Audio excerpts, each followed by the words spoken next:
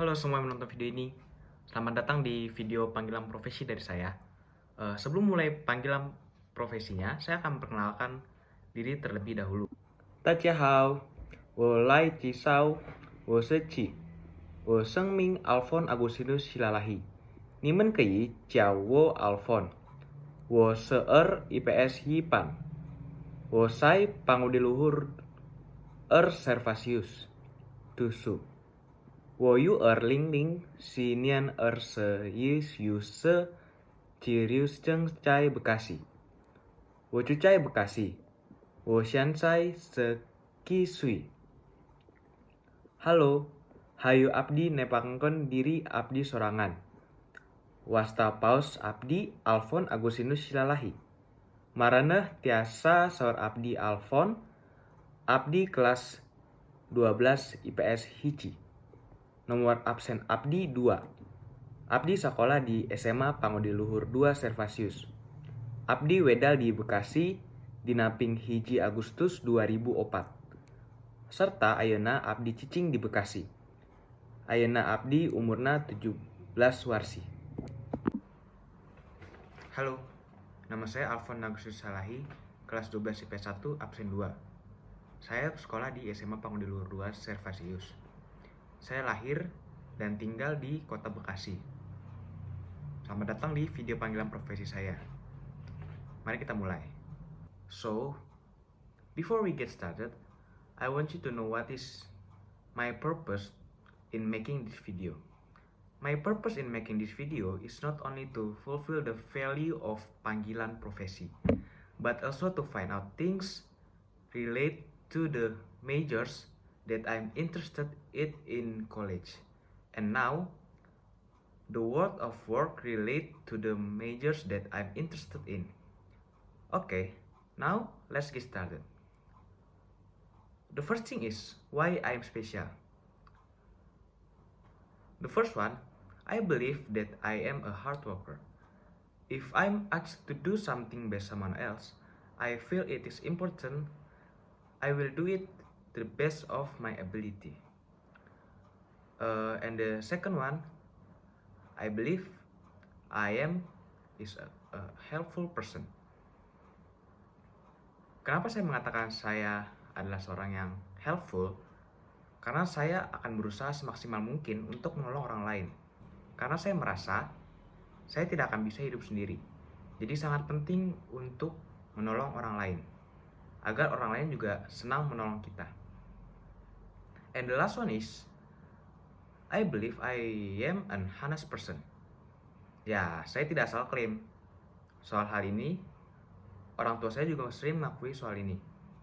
Saya lebih suka untuk diam daripada harus mengeluarkan hal-hal yang bohong. Saya akan merasa tidak nyaman atau tidak enak setelah mengeluarkan kebohongan. Selain itu, saya juga sangat tidak suka dibohongi.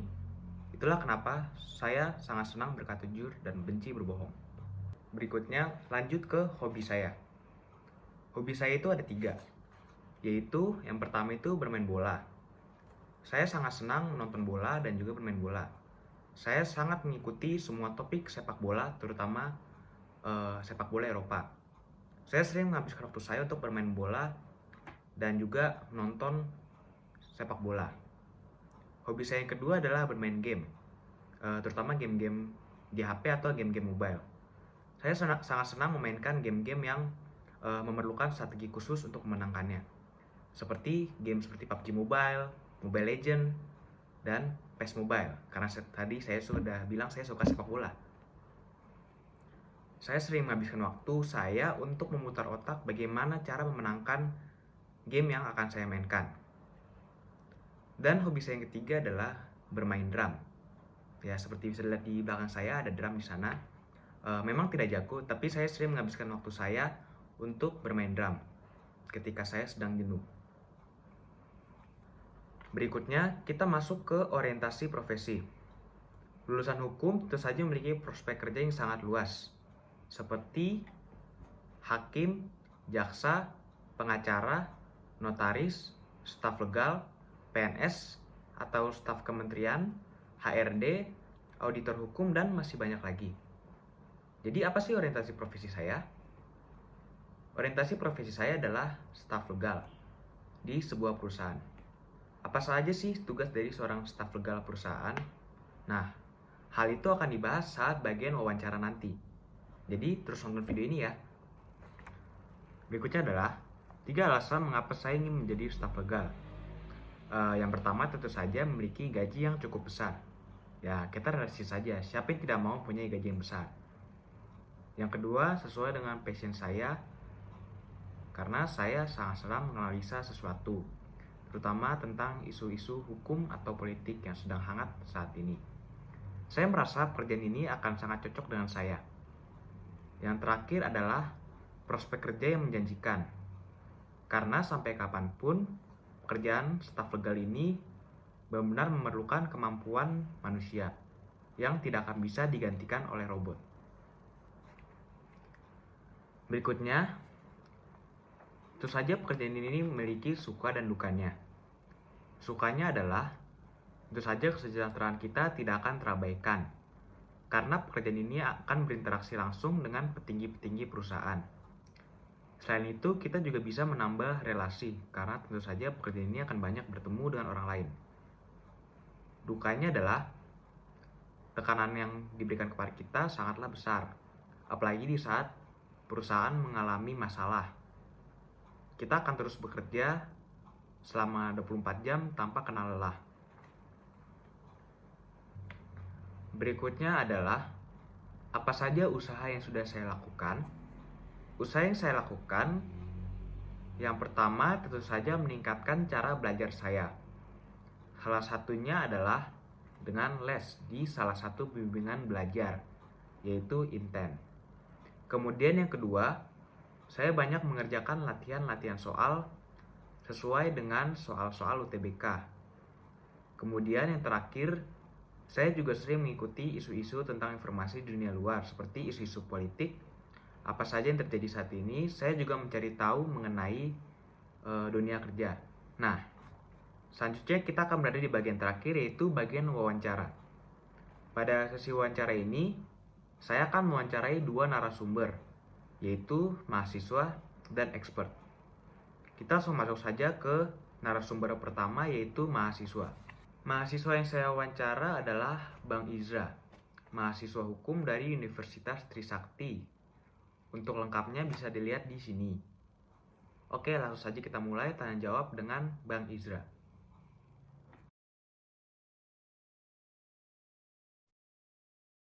Iya, kalau bicara keunggulan sebenarnya banyak ya.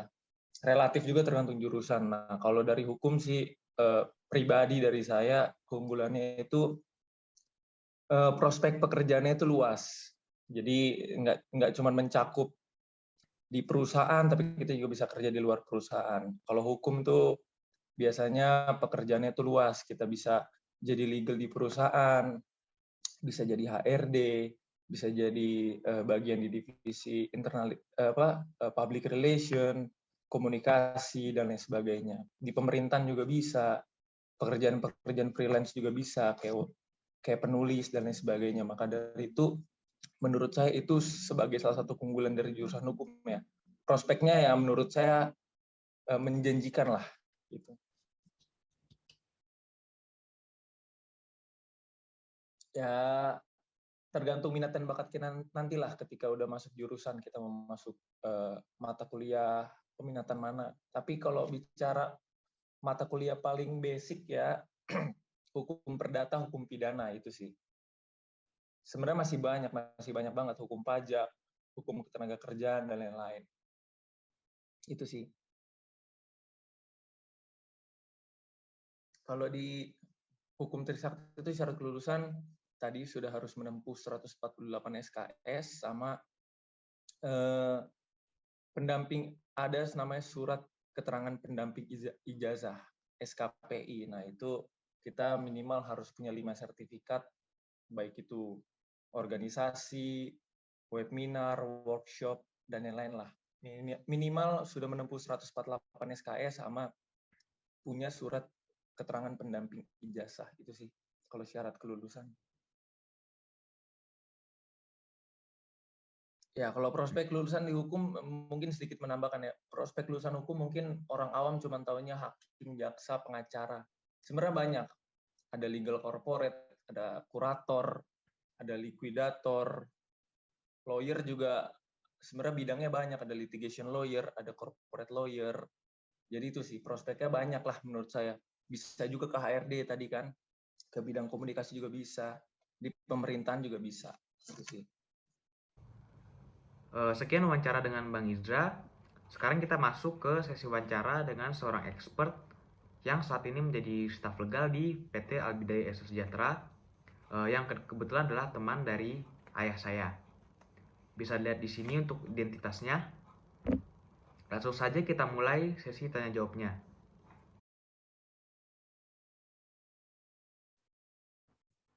Kalau untuk jabatan ataupun tugas-tugas pokoknya itu mungkin hanya sebatas mengelola dokumen seperti kontrak atau surat perjanjian, perizinan, procurement yang menyangkut dengan litigasi ataupun dokumen-dokumen penting lainnya.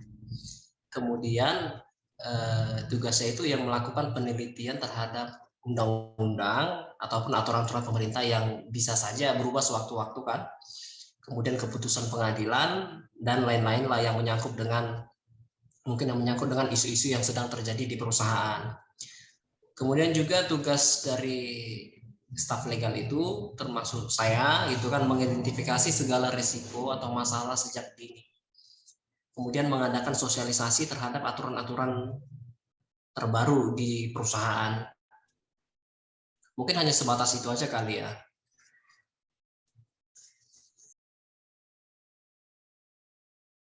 Jadi untuk posisi atau jabatan staf legal ini itu mensyaratkan harus seorang sarjana hukum setidaknya. Jadi untuk latar pendidikan yang lain itu tidak dibenarkan karena untuk staf legal ini memang harus mengetahui setidaknya wawasan ya seputar hukum gitu kan. Makanya setidaknya memang harus sarjana hukum.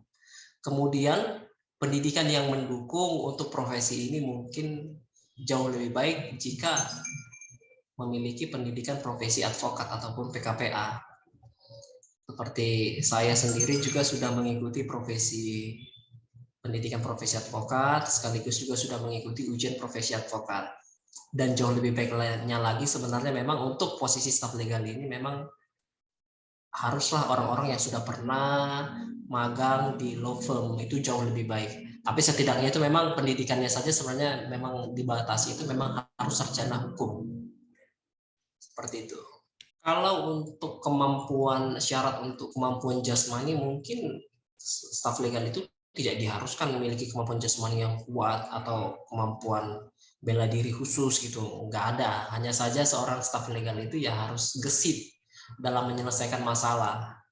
Karena jika sewaktu-waktu terjadi masalah kan ya seorang staf legal itu harus punya stamina yang baik untuk mempersiapkan semua dokumen ataupun mendampingi pengacara jika perusahaan itu tunjuk seorang pengacara. Makanya seorang staf legal itu ya harus gesit dan punya stamina yang baik.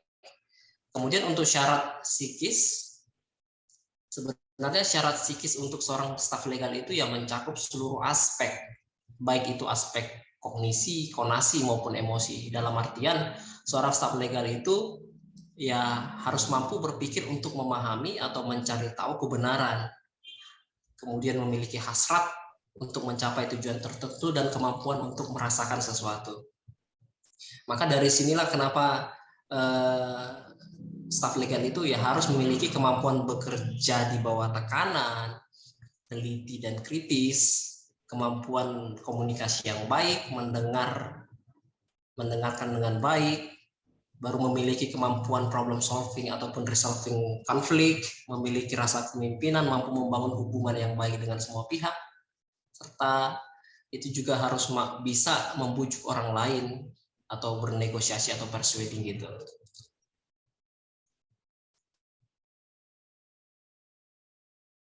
Ini jujur atau gimana sih?